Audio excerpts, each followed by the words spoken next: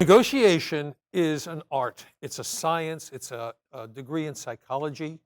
It's the weightlifting. It's positioning. It is, we talked about the book, Never Split the Difference. It's about how to negotiate. But let's put that aside for a moment. When you get to the contract, everything changes.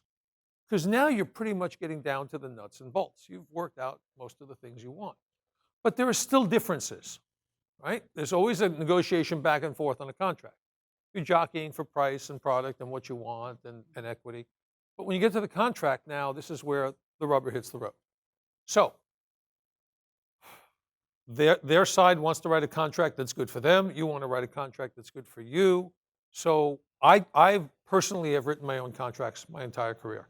I took contract law. I read all the books. I read newsletters on them. I evaluate contracts. Contracts are born out of experience. If you read contracts, they've changed over the years, and new clauses have been added. The general clauses, the end used to be that much. Now they're that much because any paragraph or section that's deemed illegal doesn't affect the other ones.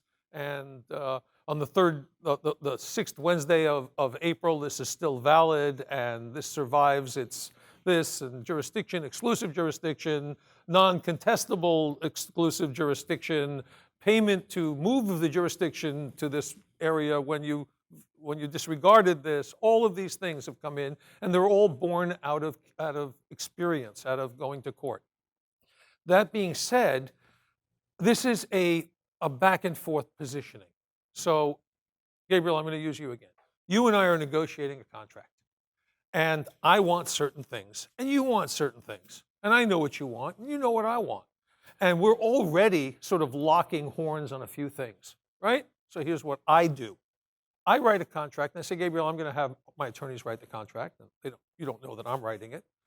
And I write a contract, and I put in, it's a positioning I've taken of 3-to-1. Usually I don't have to go more than 4, but sometimes you do. But it's 3-to-1. So the thing that I do is I put in 3 things that I know you will object to. And they are in heightened intensity.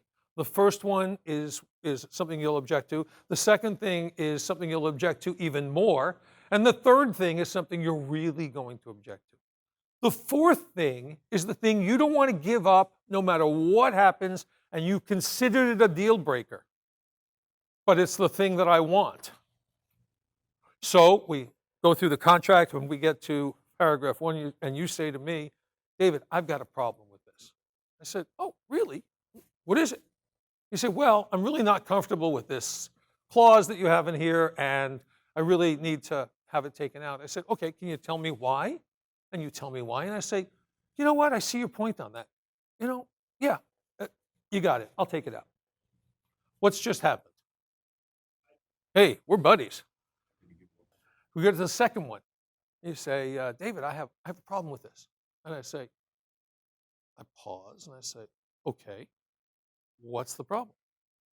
You tell me. I say, okay, can you tell me why? And you tell me why, and I'm speaking a lot slower and softer. There seems maybe be a pattern here, 2 out of 2 paragraphs. And I say, okay, I see your point. I don't know that I agree with it all. And we discuss it a little bit. And I let you make an extra plea for it, and I go, yeah, okay, that sort of convinces me. I think I could let that one go. Okay? What happens in the third paragraph? Little beads of sweat are coming out on Gabriel's forehead here, because he just saw the third one that is worse than the first 2 put together, and he's just won 2, and he's now got to come to me with that third one, and he's a little nervous. Would you agree with that? Okay. So, and I swear to you, hand to God, I've never had any more than one attorney figure this out. This one attorney looked at me and said, 3-to-1, not bad. And I went, I have no idea what you're talking about. He goes, oh yeah. All right, so we get to the third one, and you say, David, I have a problem with this. I said, Gabriel, is this going to be, every paragraph we have a problem? This is 3 out of 3. I said, what's your problem with this one? And I'm a little bit hard now. You tell me, and I go, yeah, well, I don't see that as a problem for me. I'm sorry. And so you have to make your case twice as hard. I make it so difficult for Gabriel on this one. And I know damn well I'm going to give it up because I wrote it to give up. But I make you work so hard for this that it takes more time than we've spent altogether. And finally, I give in. What's the dynamic now? I'm going to be careful what I ask. Very careful. Because you know that this contract is now on a very, very thin ice. Okay? What happens in paragraph 4? This is the thing I want. This is my deal breaker. What's Gabriel going to do when he sees paragraph 4?